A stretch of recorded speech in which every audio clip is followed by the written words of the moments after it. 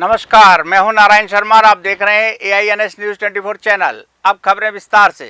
लंबे समय बाद संपन्न हुए प्रेस क्लब रायपुर के चुनाव में संकल्प पैनल के 5 उम्मीदवार विजयी हुए। वहीं संगवारी पैनल की एक महिला उम्मीदवार ने विजय हासिल की। इस चुनाव में कुल 5 पैनल मैदान में थे, जिसमें अध्यक्ष, उपाध्यक्ष, महासचिव, कोषाध्यक्ष और 2 संयुक्त सचिव के पद पर मतदान हुआ। शनिवार को सुबह 8 बजे से मतदान प्रक्रिया प्रारंभ हुई और गिनती के बाद रात 8 बजे तक विजयी प्रत्याशियों के नाम की घोषणा कर दी गई। घोषणा के अनुसार अध्यक्ष पद के उम्मीदवार प्रफुल्ल ठाकुर, उपाध्यक्ष पद के उम्मीदवार संदीप शुक्ला, महासचिव पद के उम्मीदवार वैभव बेमेतरिया, कोषाध्यक्ष पद के उम्मीदवार रमन हलवाई और संयुक्त सचिव पद के उम्मीदवार तृप्ति सोनी और अरविंद सोनवानी विजयी रहे।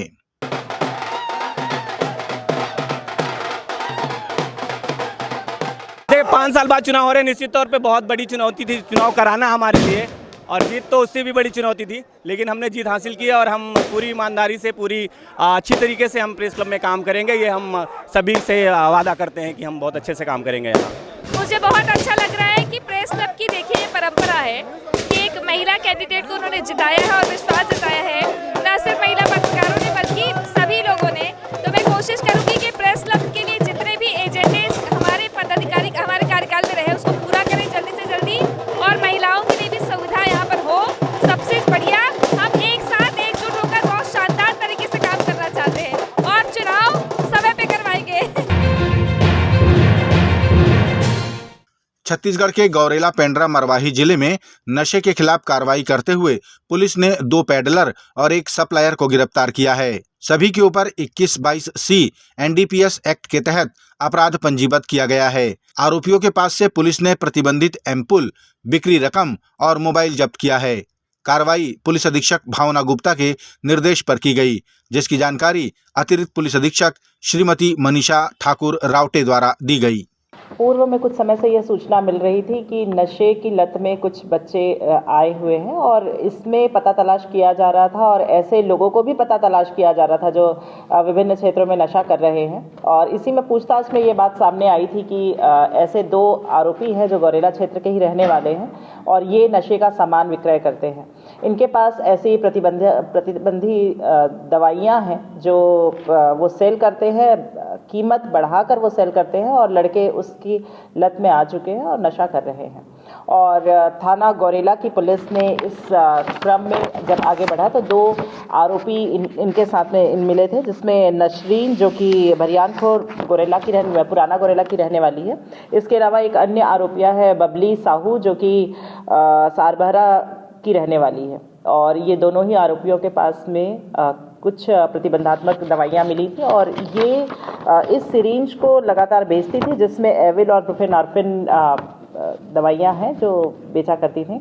और इसकी जो मार्केट वैल्यू है दोनों मिलाकर लगभग 48 रुपये की है, जिसे ये लगभग 450 से 500 की कीमत में लोगों को बेचा करती थी। और इसमें जब दोनों ही आरोपियों की गिरफ्तारी की गई थी तो उनसे पूछताछ की गई और पूछताछ के क्रम में ये पता चला कि अन्य व्यक्ति से ये सामान को खरीदती हैं और उनकी निशानदेही पर एक अन्य व्यक्ति की भी तलाश की गई जो इनको सामान सप्लाई किया करता था, जिसमें आरोपी प्रिंस रजक के रूप में पहचान की गई और उसका पता तलाश करने पर पेंड्रा क्षेत्र में वो उस समय उसका होना पाया गया।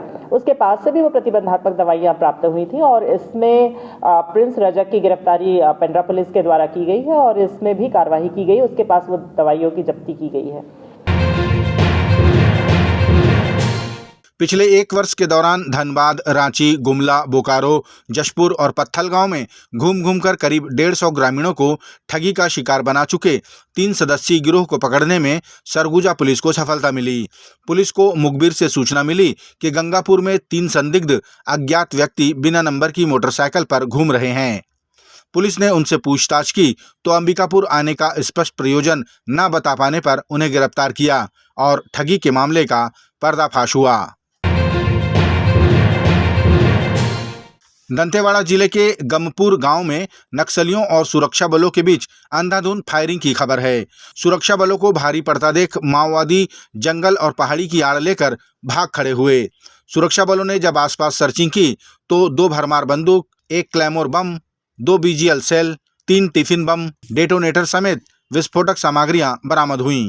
रामपुर गांव के पास पहुंचे थे, तभी नक्सलियों ने सुरक्षा बलों को नुकसान पहुंचाने के उद्देश्य से उन पर अंधाधुंध फायरिंग किया।